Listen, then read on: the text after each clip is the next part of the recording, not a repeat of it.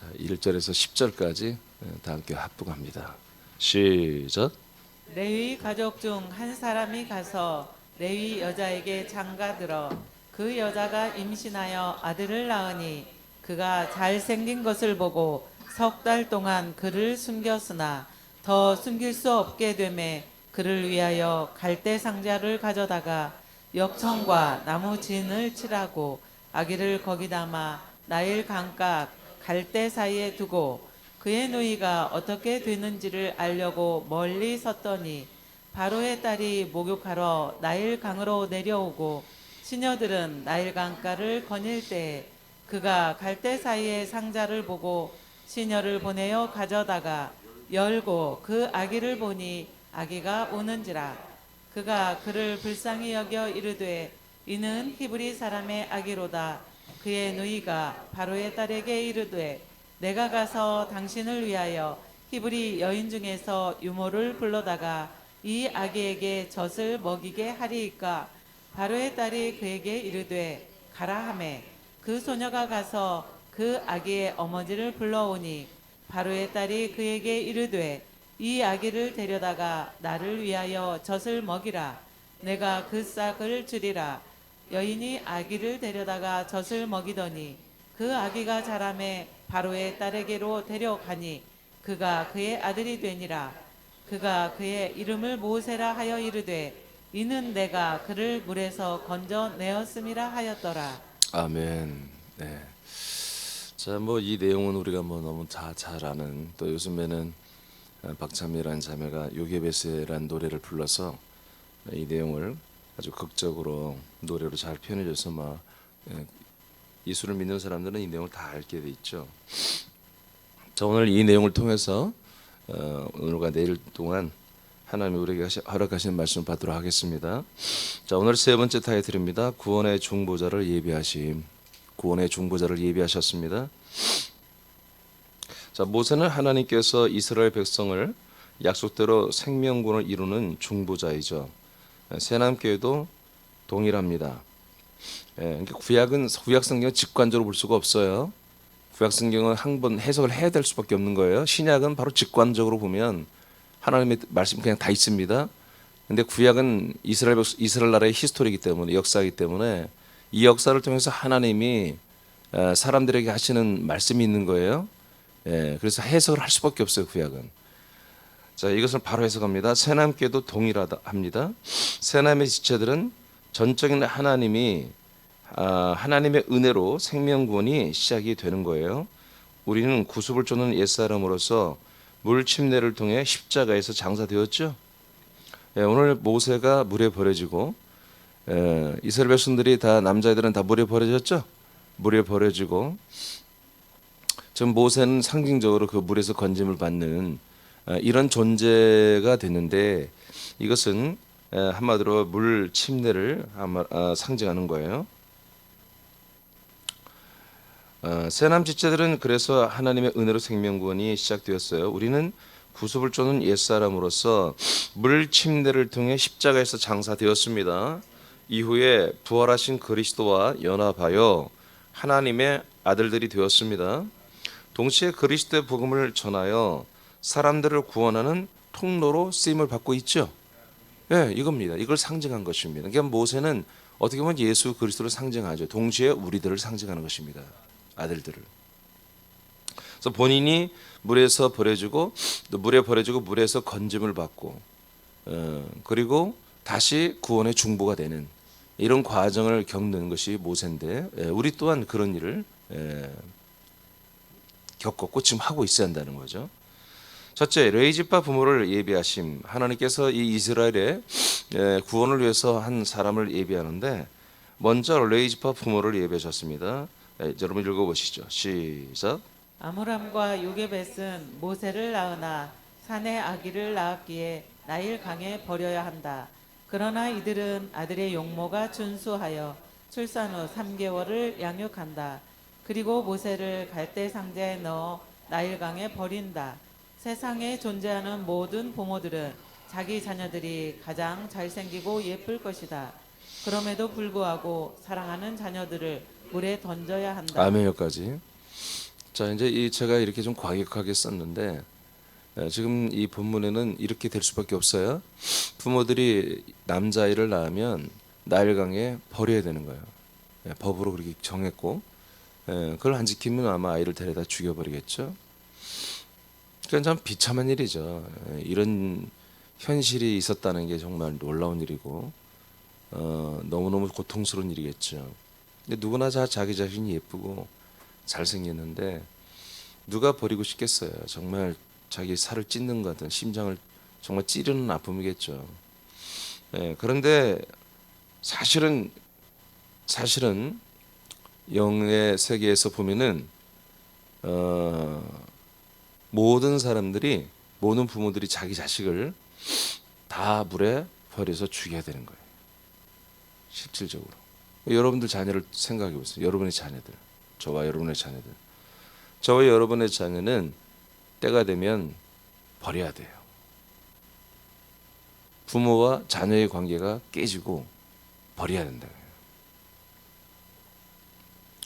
잔인할 정도로 갖다 버려야 한다는 거예요. 그러니까 이것을 하지 않으면 건진받을 수가 없겠죠. 그렇죠? 버려야만이 하나님에 의해서 건짐을 받겠죠. 그러니까 이게 뭐냐면 여러분들 자녀들이 다 제대로 된 세례 침례를 받기를 원하죠. 그겁니다. 여러분 자녀들이 믿음이 이제 어느 정도 알아서 정말 온전히 옛사람을 죽이고 하나님의 아들로 살고 싶은 그런 믿음이 서면 여러분들은 주저없이 교사들에게 말해서 저를 통해서 침례를 받게 하기를 원하잖아요. 그게 뭐냐면 여러분의 자녀를 버리는 것입니다. 인간 잘생기고 예쁘게 생긴 여러분의 인간 아들, 인간 딸을 버리는 것이죠. 그것이 여러분 가정에서 반드시 있어야 되는 거예요. 아멘. 그게 없으면 계속 여러분들의 그 아들과 여러분 자녀와 부모의 세대 간에 계속적인 고통과 갈등이 있을 것입니다. 그냥 인간사에 흐르는 저주, 인간사에 흐르는 모든 그런 악몽 같은 일들이 여러분 가정에 계속 있게 될 것입니다. 하나님의 창조의 목적은 사람이 아닙니다. 그렇기 때문에 우리는 그리스도 안에서 하나님 보는 앞에서 우리의 자녀들을 버려야 되고 자녀들은 부모로부터 이별을 해야 되는 것입니다. 사람이 하나님의 아들들이 되게 하는 것이 목적입니다. 하나님의 아들들은 육신의 부모를 통해 세상에 왔습니다. 부모들은 최선을 다해 양육하지만 실상은 물에 버려야 되는 것입니다. 때가 되면 예수님과의 연합하여 물에서 장사를 지내야 됩니다. 로마서 6장 4절을 선포합니다. 시작. 그러므로 우리가 그의 죽으심과 합하여 세례를 받음으로 그와 함께 장사되었나니 이는 아버지의 영광으로 말미암아 그리스도를 죽은 자 가운데서 살리심과 같이 우리로 또한 새 생명 가운데서 행하게 하려 함이라. 아멘. 이와 같이 우리는 장사가 되어야 됩니다. 장사가 되어야 부활하신 그리스도와 연합하여서 우리는 새 생명 가운데 살 수 있게 됩니다. 오늘 모세가 그런 어떤 상징으로서 하나님께서 보여준 인물인데 정말 버려졌기 때문에 그는 건짐을 받게 되었죠. 자, 두 번째는 레이지파 부모를 통해서 이스라엘의 한 구원자 모세를 이렇게 예비하십니다. 동시에 모세 누나를 통해서 이 하나님이 원하는 구원자를 예비를 하는 모습을 우리가 볼 수가 있습니다. 여러분 부모는 자식을 버려야 됩니다. 물에 버려야 됩니다. 물에 버려진 모세는 하나님의 역사 가운데 모세 누나를 통해 공주에게 양육을 받게 합니다. 공주에게 양육, 즉 한 나라의 왕궁에서 왕가의 교육을 받게 하는 거죠. 믿습니까? 여러분들이 왕가의 교육을 받으며 사는 걸 믿습니까? 여러분 자녀들이 왕가의 교육을 받으며 왕가의 전통과 왕가의 그런 어떤 어미함과 그런 고퀄리티의 최고의 교육을 받고 있는 거 믿습니까? 네, 지금 우리가 하나님 나라의 왕국, 킹덤이에요, 킹덤. 이 바실레라고 하는데 제가 여러 번 얘기했잖아요. 하늘나라, 번역된 게 하늘나라. 이것은 정말 없어질 그런 해석들이에요. 하늘에서 없어져야 돼요. 천국도 사실 하나님의 나라도 이건 그래도 그렇지만 천국, 한자로 천국, 하나님의 나라죠. 이게 하늘나라죠, 하늘나라. 이런 것들이 옳지 않아요, 용어가. 원래 이 원어에 보면은 바실레락에서 왕국이요, 왕국. 하나님의 왕국. 왕의 나라거든요, 왕국. 하나님의 나라. 왕의 나라. 그러니까 우리가 사랑의 아들의 나라를 옮겨졌죠. 사랑의 아들의 왕국이에요, 이가. 사랑의 아들의 왕국에 들어와서 우리가 왕가의 모든 것을 배우고 익히고 사는 거예요. 그러니까 우리 스스로가 이 그리스도의 몸 안에 사는 이 생활을, 그래서 제가 늘 얘기잖아요. 그리스도의 몸 안에 사는 것은 왕의 행정이 집행되는 예루살렘 성 안에 모셔진 거라고 제가 늘 얘기하죠. 그건 제가 말하는 게 성이 이렇게 돼 있잖아요. 그래서 우리가 이 그리스도 안에서 예수 그리스도와 더불어 살고 하나님 아버지를 섬기며 살고 성령의 도움을 받고 사는, 인도를 받고 사는 이 생활은 절대 왕권 속에 있는 거예요. 그래서 우리가 우리 스스로가 우리의 수준을 굉장히 높이 봐야 되고, 정말 우리가 정말 절도 있고 절제 있는 그런 정말 성결한 거룩한, 그리고면서도 아주 강단이 있는 그런 삶을 우리가 살고 있다고 인식해야 되고 또 그렇게 살아야 되는 것입니다. 할렐루야. 그래서 모세가 하나님의 한 상징인데, 전 세계를 제패하는 그 당시 최고 강국, 제국의 왕자가 되잖아요. 이것도 하나의 상징인데, 우리도 다 하나님의 나라의 왕자들입니다. 하나님의 왕국의 왕자와 같은 그런 우리는 권한과 명분을, 권세와 능력을 가지고 있어요. 그녀는 물에 던져진 아들을 건져내는 오늘날의 전도자들과 같은 모습으로 여기서 나타납니다. 모세의 누나는 모세를 지켜보며 예굽의 공주가 아이를 발견하기를 기다렸다가 공주에게 모세의 엄마를 유무로 추천하여 양육하게 하죠. 전도자들은 물에 빠져 죽을 수밖에 없는 사람들을 전도하여 신령한 적과 같은 양식의 말씀을 때를 따라 무상으로 먹이는 그리스도의 몸된 교회의 인도를 하는 것입니다. 자, 이것이 바로 우리 아들들의 이구 행전이죠. 우리가 전도를 행하는 목적이 바로 여기 있습니다. 물에 빠져 죽어가는 영혼들이 아닌 사람 외에는 다 우리가 전도를 해야 되는 거예요. 요게벳은 생명의 젖이 풍성한 그리스도의 몸된 교회를 예시합니다. 요게벳은 이제 그 엄마가 다시 그 딸의 추천에서 마치 모르는 사람인 양 나타나가지고 모세를, 자기 아들을 자기가 먹이면서 양육하잖아요. 이것은 오늘날의 그리스도의 몸된 교회를 상징하는 거예요.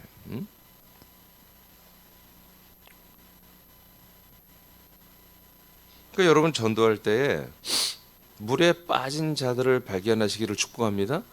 물에 빠지지 않고 아주 육지에서 뛰어노는 아이들은 전도하지 마세요. 그들은 우리가 건져주려고 해도 건져져야 할 이유를 몰라요. 우리들이 건져임을 하려고 해도 그들은 이해를 할 수 없는 거죠. 자꾸 우리가 불편하고 우리가 이상한 존재로 보이죠. 그런 분들이라고 느껴지면 하지 마세요. 다음에 하시면 됩니다. 지금 물에 빠져 있는 분들, 지금 물에 빠져서 정말 인간적으로 정말 죽음을 맞이하고 있는, 인간적으로 자기 자아가 무너진 사람들, 그러면 그런 분들을 전도하면 됩니다. 하나님이 정말 심혈을 기울여서 그들을 물에 빠뜨려 놨다고. 지금 그런 분들이 여러분들에게 주변에 통치되어야 그게 정말 하나님의 역사죠. 기도하시기 바랍니다. 그래, 기도하세요. 오늘 계속 물에 빠진 자가 내 눈에 보이게 역사해 주옵소서. 오늘 모세의 누이처럼 뻔히 알아요. 모세는 물에 빠졌지. 모세를 졸졸졸 따라가는 거죠. 떠내려간 대로. 근데 아마 일부러 어쩌면은 그 공주가 자주 내려와서 물놀이하는 곳 쪽으로 흘러가도록 아마 논지도 모르겠죠. 그건 알아야 한단 말이에요. 내가 누구를 만나야 될 것인가. 그냥 여러분들 이물고 편한 사람 만나면 안 되는 거예요. 그건 절대 전도가 안 됩니다. 와봤자 도로 나가잖아요. 정말 물에 빠져 있는 자, 물에 빠져서 어느 한 부분에서 자기 자아가 무너지고 살 소망을 잃은 자, 내전에 이 세상에 정말 환멸을 느끼는 그런 사람들, 여러분 그런 사람들을 만나길 축복합니다. 그래서 요게벳은 다시 말합니다. 생명의 젖이 풍성한 그리스도의 몸된 교회를 예시합니다. 그래서 이제 이 공주 왕의 딸은 한마디로 땅에 결국 임기가 되지만 그것은 이제 왕가에서 훈련을 위한 것이고 그 전에는 일단은 먹고 마시고 자라나야 되기 때문에 그 친엄마가 하나님에 의해서 그 딸에 의해서 모세 누나에 의해서 엄마에게 인계가 되죠.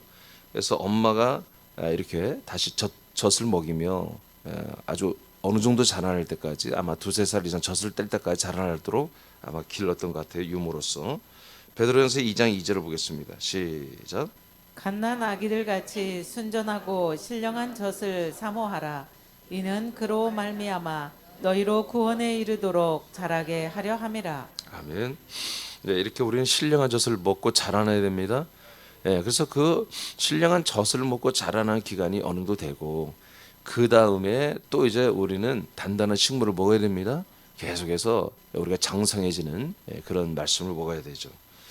자, 전도자들은 한 발 앞서서 그리스도 안에 들어와 아들들이 된 지체들입니다.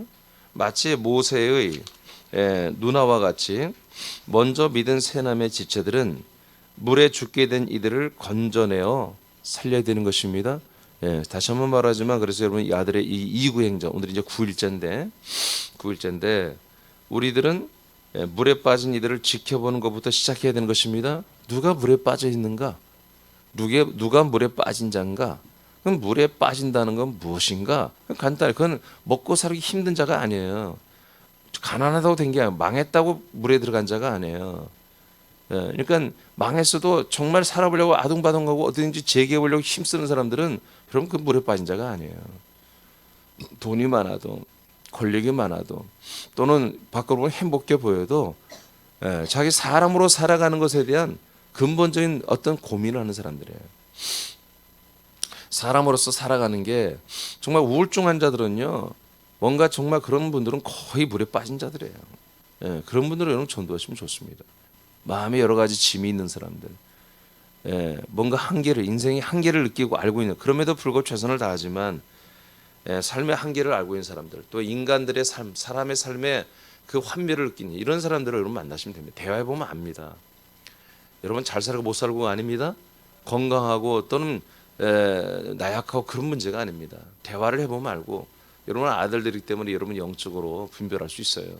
그래서 그런 분들을 여러분들이 주님이 통치할 걸로 믿고 오늘부터 더욱더 기도하시고 그래서 이 이구행전 기간 동안에 여러분 많은 사람 물에 빠진 자를 건져내서 정말 이 젖을 잘 먹이는 새남교에 데려와서 먹이고 또 단단한 식물도 먹이고 해서 여러분과 똑같은 아들들이 되는 정말 진정한 생명군이 이루어지는 그런 여러분 중보자, 구원의 중보자들이 모세 같은 중보자들이 되기를 예수 그리스도의 이름으로 축복합니다.